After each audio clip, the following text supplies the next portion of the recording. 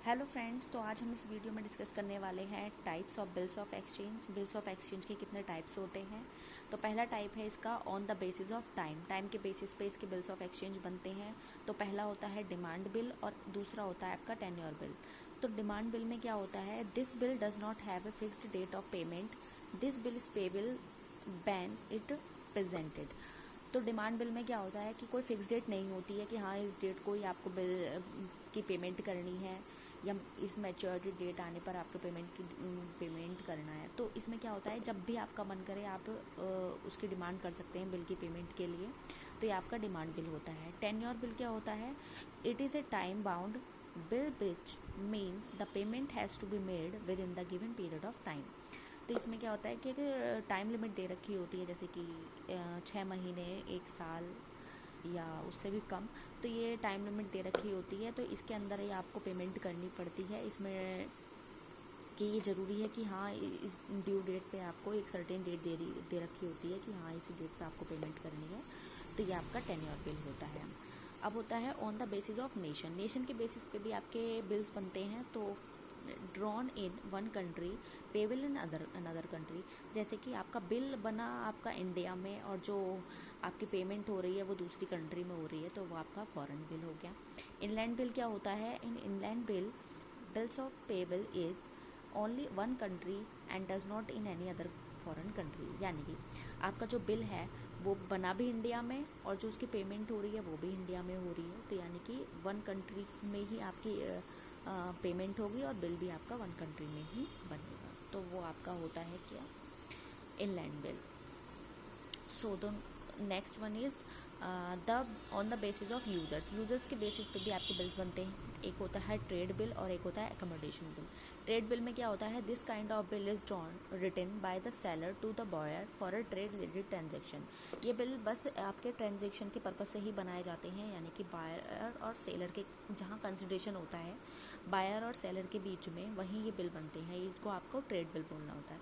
तो accommodation bill क्या होता है, मतलब ये थोड़े से मतलब जो हेल्प पर्पस से होते हैं, यानी कि जो रिलेटिव की हेल्प कर दी या फिर कोई आपका फ्रेंड है आपको उसने बिल बना दी और उसकी पेमेंट कर दी, तो ये आपके एकोमोडेशन बिल होते हैं। This type of bill written for the mutual help, यानी कि जो आपकी म्यूचुअल हेल्प के पर्पस से ही बनाए जाते हैं। इसमें कोई कंसंट्रेशन भी नहीं होता है।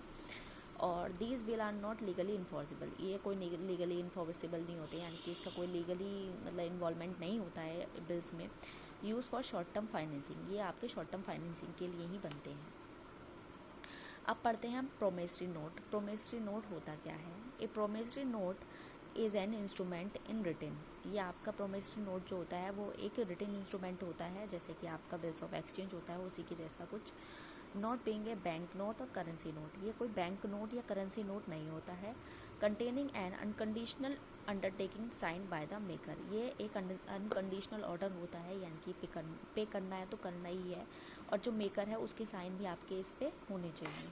To pay certain sum of money only to the order of the certain person, किसी भी सर्टेन पर्सन के लिए ये आपका प्रोमिसरी नोट बनाया जाता है। जैसे कि ये ए है और ये बी है, तो इसने इसकी गुड्स दिए उधार में, ठीक है, बी ने रिसीव किए, तो बी ने इसको प्रॉमिस कर दिया, प्रोमिसरी नोट एक बनता है। तो इसमें जो बी है उसने कहा कि हाँ मैं इस तारीख को आपको इस दिन आपको पेमेंट कर दूंगा। तो ये आपके प्रोमिसरी नोट होते हैं और ये अनकंडीशनल होते हैं, ठीक है। ये मतलब पे करने तो करने ही है, तो ये आपके प्रोमिसरी नोट होते हैं, ठीक है। अब हम features and characteristics of promissory notes पढ़ते हैं। इट मस्ट बी रिटिंग, ये रिटिंग फॉर्म में होना चाहिए, जैसे कि आपके बिल्स ऑफ एक्सचेंज होते हैं।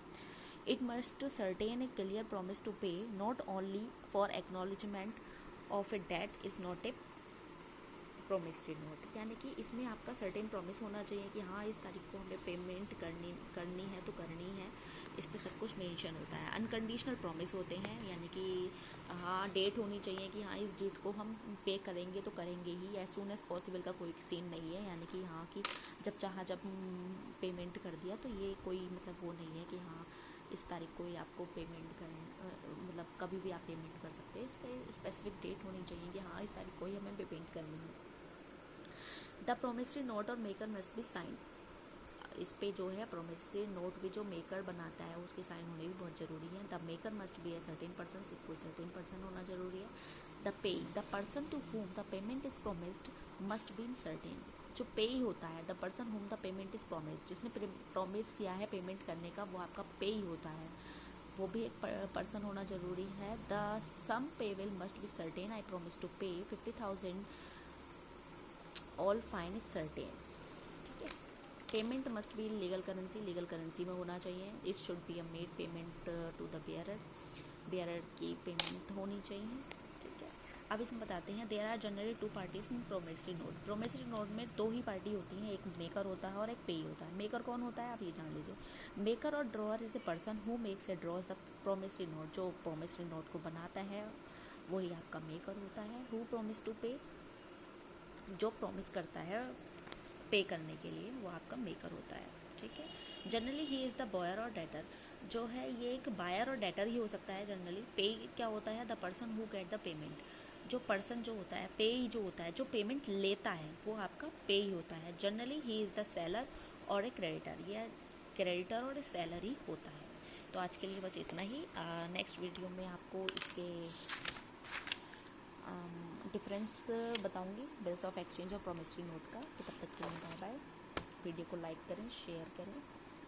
Thank you.